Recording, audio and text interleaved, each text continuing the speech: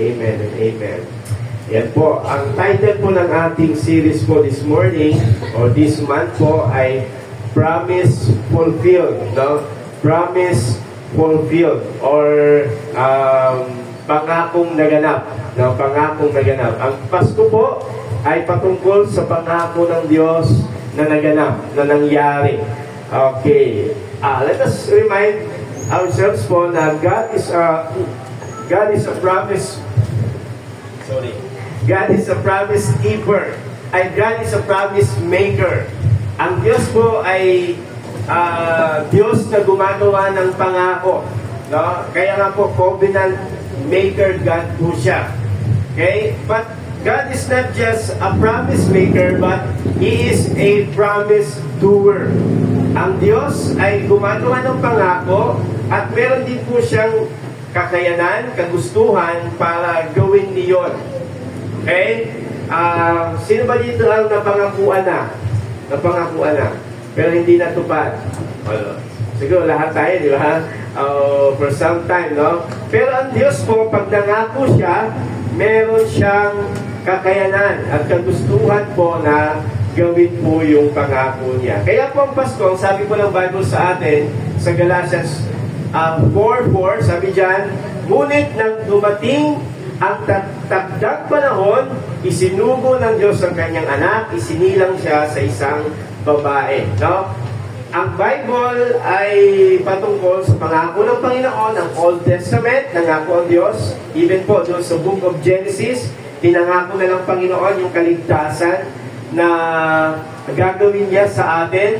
And after 2,000 years, more than 2,000 years, naganap po yun sa aklat po ng New Testament, sa Matthew. Buloy niyo po, no?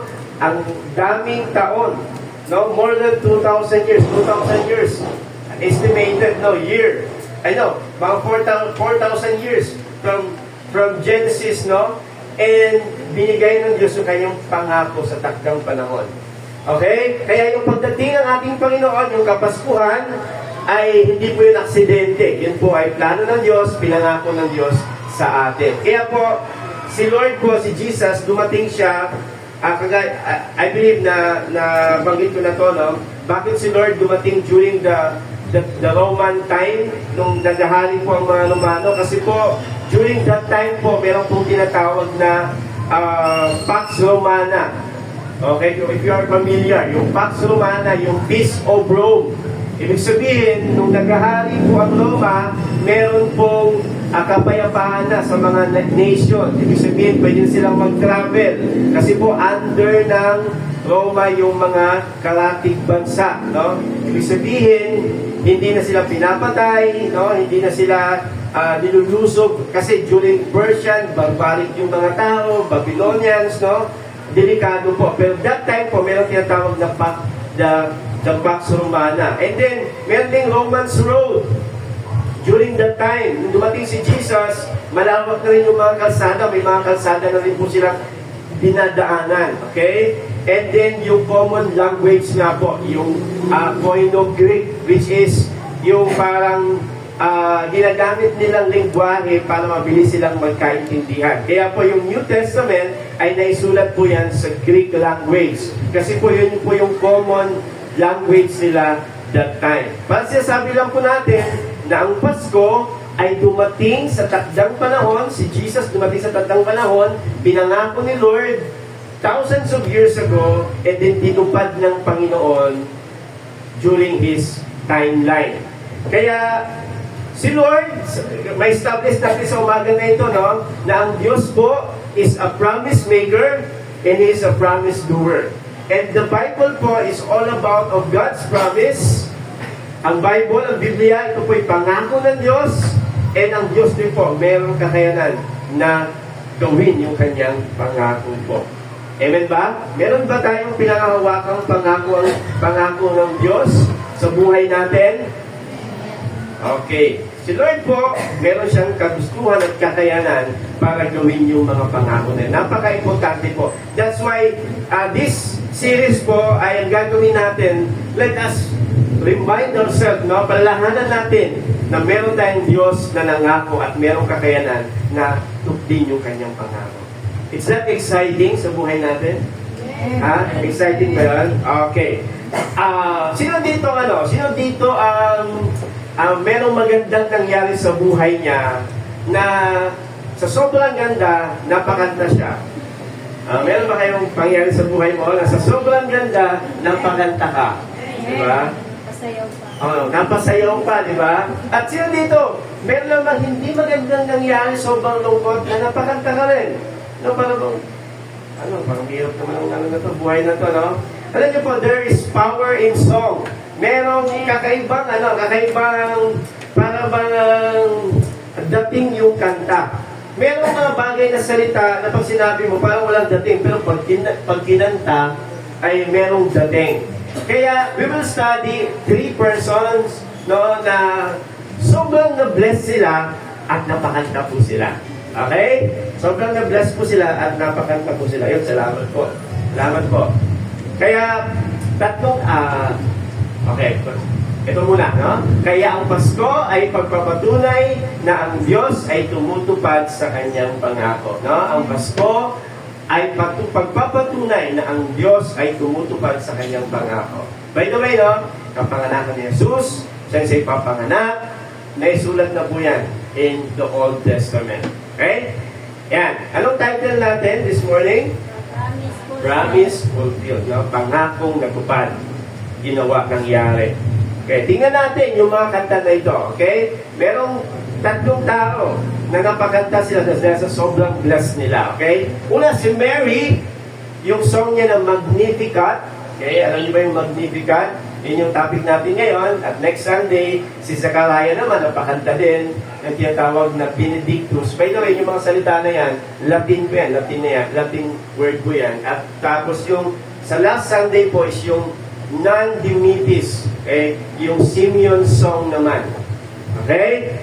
Ayan. Ngayon, umaga na ito, pag natin yung awit po ni Mary, no? Magnificat, which is, ibig sabihin niya is magnifies the Lord. Magnifies the Lord. 3 bagay yung ating titignan sa umaga po na ito. Actually, 3 puntos lang po. Every Sunday, this month, 3 bagay na titignan natin. Yung story nila, tapos yung kanta nila, at saka yung significance nung kinanta nila. Okay? Yung kahalagaan nung kinanta po nila. Okay? Okay, tingnan natin. Anong story? Story po ni Mary. Okay? Si Mary po, ay alam natin, kilala natin si Mary, which is yung napili ng Panginoon para magdala ng baby. Actually po, si Mary po, tinawag siya ng Diyos. Many scholars believe that ang edad po ni Mary, nung kinausap na anghel, ay mga nasa 14 to 16.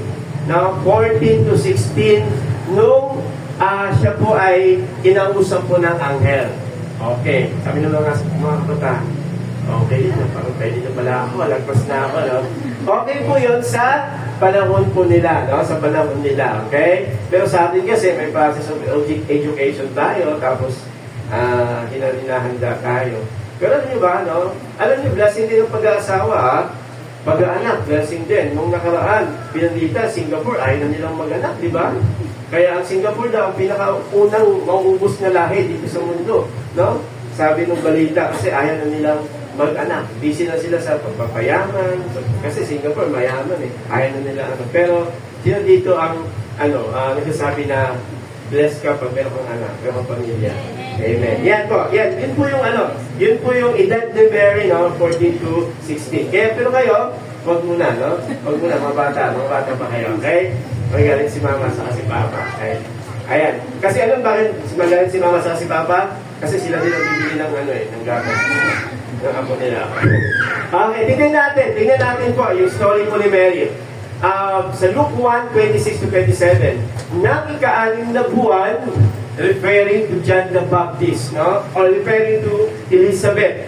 Kasi si Elizabeth, pinsan ni Mary, na nagdadalang tao kay John the Baptist. Si John the Baptist, pinsan ni Jesus, magpinsan silang dalawa. Okay? Nabuntis din si Elizabeth, asawa ni Zechariah. Okay, next Sunday po yan. Sinugo ng Diyos ang anghel na si Gabriel sa isang bayan ng Galilea na tinatawag ding Nazareth, sa isang biring nakatakdang ikasal or betroth sa isang lalaki na ang pangalan ay Jose mula sa sambayan ni David. Ang pangalan ng birhen ay Maria. Sinasabi ng Bible sa atin na si Mary daw po ay isang birhen, virgin, no? Hindi pa na nagkaroon ng personal sexual intercourse sa isang lalaki. At nakatakda siyang ikasal. Okay. Yung word sa English po kasi is betrothal. Now, sa Middle East po, ang betrothal po ay parang engagement. Ginagawa po nila yon a year before ikasal, yung formal wedding ceremonies. No? Pag gusto mong magpakasal, in their time, magkakaroon muna ng betrothal. Betroth. Ibig sabihin, yung lalaki at saka yung babae, kasama po yung magulang ng lalaki at babae, magkakasundo po yan.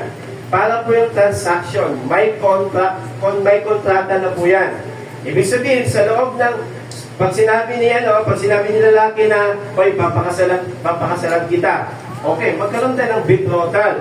Magkaroon tayo ng engagement. Para yung lalaki po ay maghahanda siya ng pera at bahay niya titirhan sa loob ng 1 taon. Di ba? Alam natin yung dowry. No? Dowry na hinahanda ng lalaki para ibigay doon sa pamilya. Kaya more on po to, contract po ito.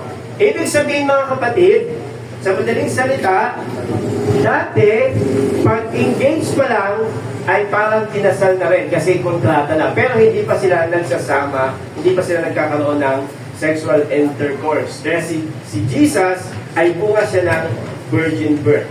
Nanawaan niyo po? Ibang-iba po siya ngayon. Ako po, actually, nung ako po ay nag-asawa po, wala si Jen. Ako po ay nag-asawa, niligawan ko po si Jen, 2019 po, April niya po ako sinagot. Sakto wala, di ako sigurado eh. Okay? April niya po ako sinagot. Tapos nung niligawan ko po siya, actually sabi ko sa kanya, itong pagliligaw ko sa'yo, papuntang marriage na ito. Okay? Hindi na ito yung parang 3 times at pakit-cute lang, papuntang marriage na ito. Kaya kung sasagutin mo ako, ibig sabihin, papakasalan mo ako. Ngayon yung sabi ko sa kanya, deal or no deal? Nag-oo naman siya. Hindi ko alam. Milagro po yun, no? Biyaya ng Panginoon yun. And after po, April po ako naligaw sa kanya. Tapos, February pala ako naligaw sa kanya. Tingnan nyo, na ako. Huli na lang talaga. Pag-ilos ng Lord to, kasi wala si Jen, no? February po. Niligawan po siya, ni-invite ko po siya dyan sa McDo sa 13. Sabi ko, McDo lang para medyo mura-mura yung konti, no? Kasi, di ba, sabi ng McDo? Love ko to, di ba? Love ko to. Love ko to. Yan. And then, April po, nagkano ako sa kanya, sabi na ako sa kanya. Nag-yes naman siya. And, August, nag-propose na po ako sa kanya sa church. Actually, may drama pa nga yun sa church eh. Sabi ko sa church namin dati, aalis na po ako. Nag-iyakan yung mga tao. Yung iba, hindi pala lahat, no? Nag-iyakan sa tuwa kasi alis na ako eh. Pero, sabi ko sa kanya, pala yung surprise pa rin? Sabi ko, alis na po ako sa pagkabinata. Alam na, tapos may tugtog na. David, patay pala yun, sorry. Ano ba yung tugtog na? Alimutan ko eh. And then, nag-propose po ako sa church, sa simbahan po.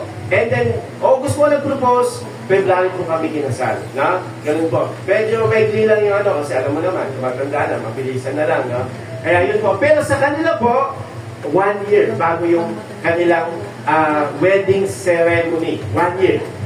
Papayag ka, magkontrata yung magulang, and then, wala na pong yung atrasan po yan. Kaya nung nalaman ni Joseph, di ba, na buntis, sabi ni Mary, buntis ako. Ha? Ano pa lang tayo eh? Betrothal pa lang tayo. Wala pa nangyari sa atin. Sino tatay? Si ano? Si Holy Spirit. Ano si Holy Spirit? Gano'n, no? Ganon. Kaya, sabi ng Bible sa atin na gustong i-divorce ni Joseph si Mary. Bakit ba hindi pa sila kasal? Kasi nga po, pag betrothal, legal lang na po yun. Okay? Naintindihan niyo po. Ganun po yung nangyari. Kaya sabi diyan, lumapit lang sa kanya, sinabi, magalak ka, ikaw na pinagpala ang Panginoon ay sumasayo. Subalit siya'y lubhang naguluhan sa sinabing iyon at sinisip niya sa kanyang sarili kung anong uri ng pagbati kaya ito. Sinabi sa kanya ng anghel, huwag kang matakot, Maria. Nakatagpo ka ng paglingap ng Diyos. You found favor with God. Ito po, napaka-importanting maintindihan ito. Kasi maraming tao, ang tingin nila kay Mary is, kakaiba si Mary. Righteous si Mary, no? Si Mary po is a sinner also, katulad po natin. Kaya sa ibang religion po, no? Ang tingin nila si Mary, wala talaga hindi nagkasala si Mary, no? Immaculate talaga si Mary, no? Pero ang sabi dyan, you have found favor with God. Yung word na favor po, pareho siya ng meaning ng salita grace. Pag sinabi mo favor, it's grace.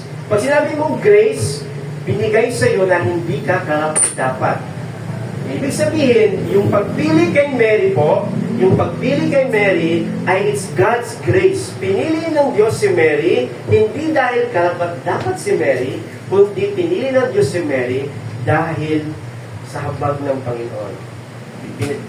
Pinili niya. Katulad ng din po natin, no? Pinili tayo ng Diyos dahil sa biyaya ng Panginoon, hindi dahil sa atin. No? Kaya si Mary po ay ordinary person lang na pinahabagan ng Panginoon. Pero salamat, no? We admire Mary. We admire Mary po. Hindi natin wino-worship si Mary, pero hinahangaan natin si Mary.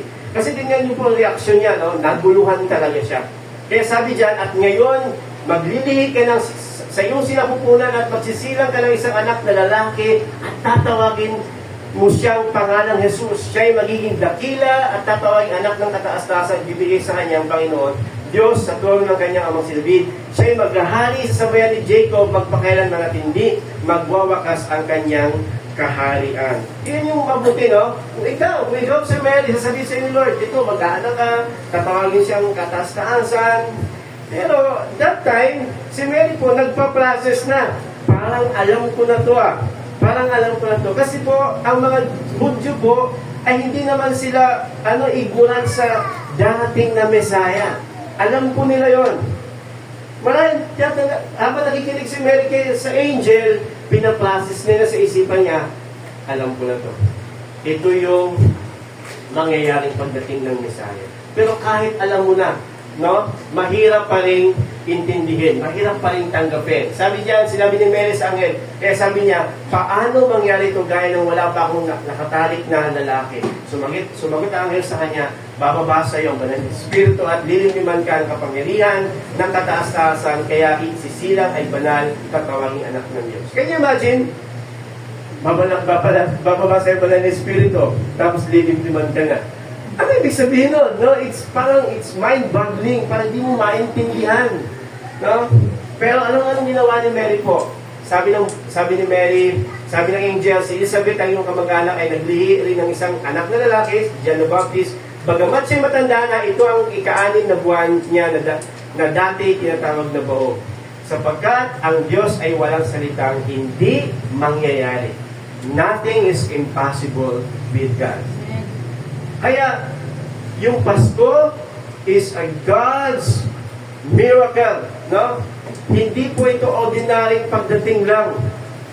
Kaya po, ito po ay God's work, God's intervention po, na kahit yung imposibleng bagay ay kayang gawin ng Panginoon. And the good thing po, sabi ng verse 38, ano sabi ng verse 38? At sinabi ni Maria, narito ako na alipin ng Panginoon, mangyari sa akin ang ayon sa iyong salita. That's why we admire Mary. Now, we admire, hinahangaan natin si Mary. Why? Because sabi niya, kahit hindi ko maintindihan, Lord, pero sabi niya, be it unto me according to your word. Di ba may kanta si Don Moen? Be it unto me, according to your word, according to your promises. Alam mo, Sister Mabel. No? Ibig sabihin, kaya, alam niyo sa atin, minsan yung pinapagawa ng Panginoon, mahirap intindihin. Pero kung sure tayo pinapagawa ng Diyos sa atin yon, sundin po natin. Amen ba? Tama? Yung humingi ka ng tawad, tapos hindi mo naman kasalanan, pero sinabi ni Lord, humingi ka ng tawad. Hindi mo naman kasalanan, mahirap gawin Oh, pero sinabi ng Panginoon. Tama ba? Kaya merong mga bagay sa buhay natin, parang mahirap intindihin, mahirap tanggapin, pero kung sinabi ng Diyos, gawin po natin. Okay? Kaya nakita natin yung story. Punta tayo dun sa kanta. No? Doon tayo sa kanta naman. Anong kanta ni Mary? Kaya nung kumanta, narinig ni Mary yung sinabi ng angel, napakanta siya. Na sobrang na-amaze siya sa sinabi ng angel. Kaya sabi niya, and Mary said, say this po, no? My soul magnifies the Lord. My soul magnifies the Lord.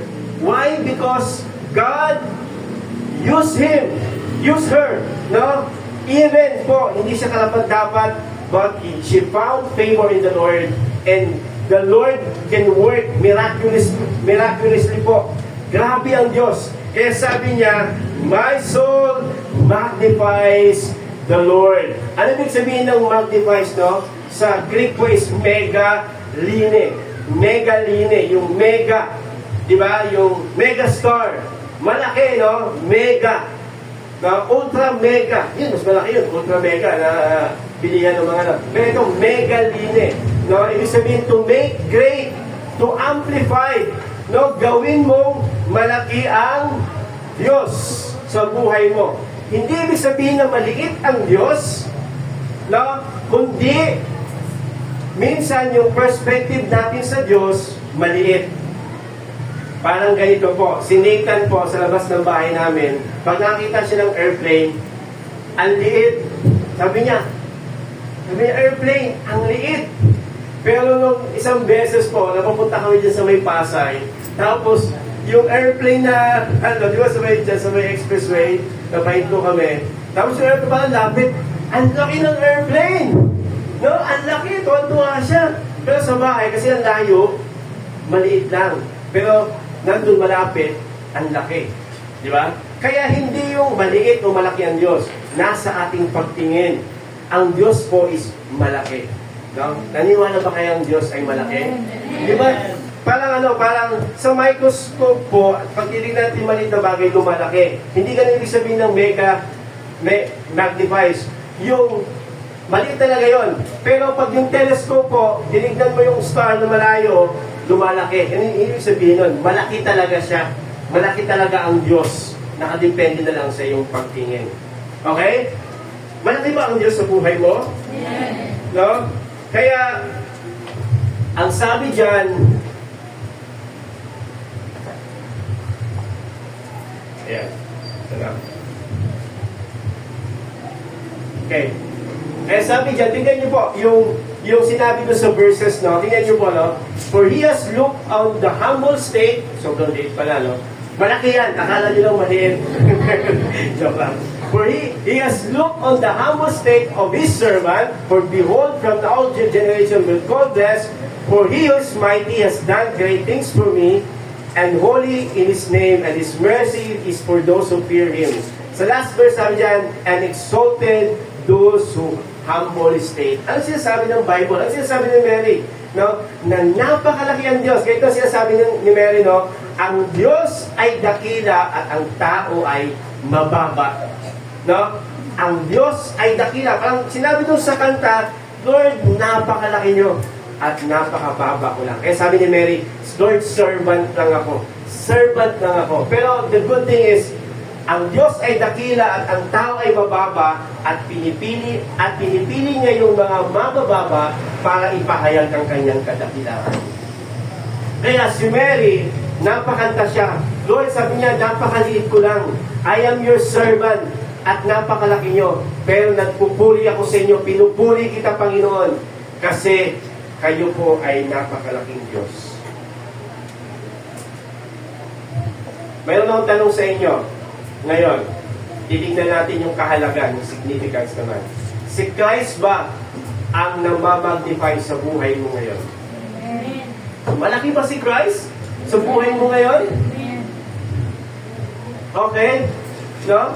Ano yung application natin? Let us magnify Christ more than our past negative experiences. No? Let us magnify Christ. Palaki natin si Christ kaysa dun sa mga negatibong pang-experience natin.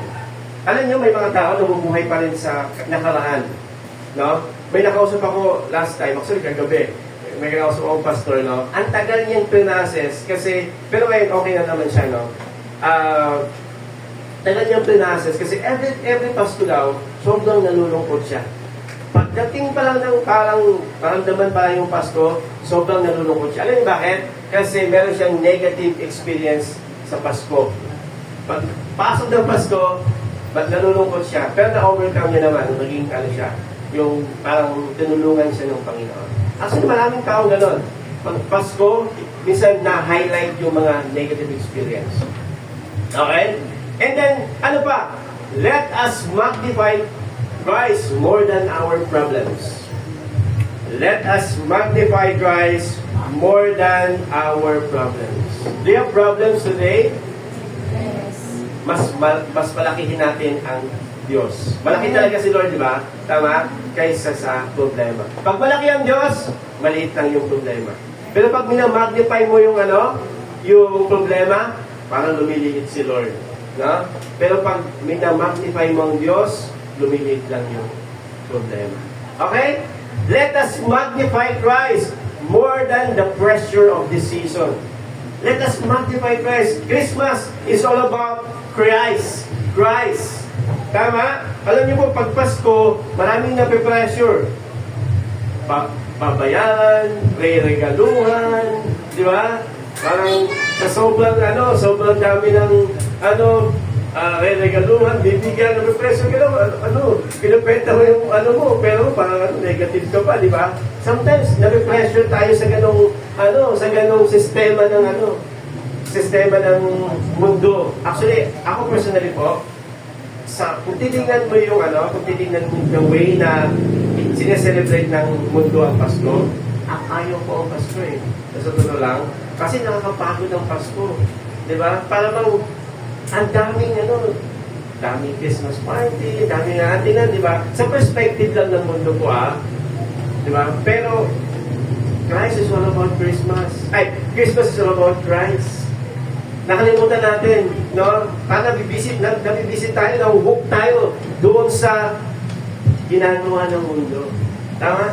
Kaya parang wala kang pera, wala kang pangregalo, wala kang bonus, wala kang 13, parang malungkot ang Pasko mo. In fact, ang Pasko hindi naman patungkol doon. Ang Pasko po ay patungkol kay Christ. Totoo ba yun sa atin? Na ang Pasko talaga ay patungkol kay Christ? Kasi kung totoo yun sa atin, relax ka lang ngayong Pasko. No? Relax ka lang talaga, happy ka lang. Di ba? Sa mga single, pag single ka, pag Pasko, okay lang. No? Tama ba? Malamig ang simoy na namin. Yeah. Pero ang Pasko po is all about Christ. Ano ba? Let us magnify Christ more than the personalities of this season. Mas i-magnify natin. Huwag si Santa Claus. No? Si Christ. Alam nyo, hindi pa lang natin kaya pigilan, no? Na makilala ng mga anak natin si Santa. Kasi si Nathan, nagulat na lang ako. Kilala si Santa. Hindi naman tinuturo yun. Basta mo nagdalaman yan. Pero dahil hindi mapigilan, i-magnify na rin, ipakilala na lang natin na mas malaki si Christ. Kaya every time po na si Nathan babakita niya Santa Claus, sasabihin ko, sino mas powerful? Si Jesus. Hindi mo na kayang yun eh. Parang tanggal niya sa isipan niya eh. Nandiyan na talaga si Santa. Kilala niya eh, si Rudolph, no? Rudolph, yung Red-Nosed Reindeer. Kilala niya na eh. Pero, let us magnify Christ is Jesus. Amen? Amen po ba? Pwede ba natin palakpakan si Lord? Sabihin mo sa katabi mo, kahit Kahit wala kang regalo sa akin, okay lang. Wala akong regalo. Alam niyo na, kailangan. Di ba? Tama ba? Oh, next week, Christmas party. Bumili ka ng mas mahal. Tapos natanggap mo, mas mura ng piso. Galit na galit ka. Ano ba ito? Mas mura ito ng piso eh. Diba? 300 yung binili ko, 299 na ito. Nakita ko sa Shopee. Inamitan pa ito ng voucher. Tapos meron pa ito mga discount. Ano ba naman yan? Lugi-lugi ako. Diba? O hindi pa tungkol doon ang Pasko na Christmas is all about Christ. Let us focus. Yung mga material na bagay, praise God po kung meron tayo. Palakpakan namin si Lord. Let us be a blessing.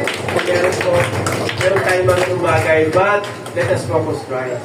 Alam niyo po, kaya sa Luke, nung dinalo ng mga pastol, si Mary, yung baby, ang ganda ng attitude ni Mary. Sabi ni Mary, and Mary pondered this thing in his heart. Pondered. Ano daw? Tinago niya daw sa puso niya yung mga bagay na ito.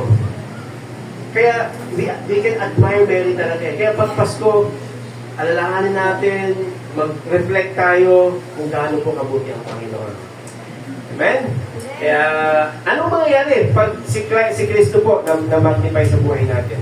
Ano mangyayari pag na-magnify natin si Christ? Dalawang bagay, no? Sabi dyan, and Mary said, my soul magnifies the Lord, and my spirit rejoice in God my Savior. Ano mangyayari?